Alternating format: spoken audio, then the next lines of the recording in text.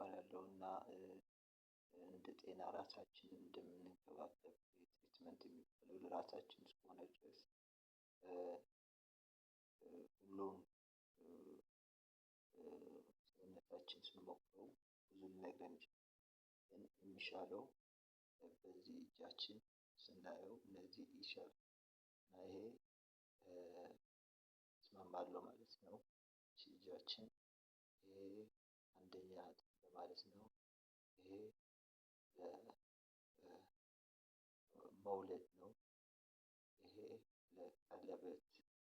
ቀለበት ማሰር ስላለብን እንግዲህ ግዴታችን ስለሆነ ይሄ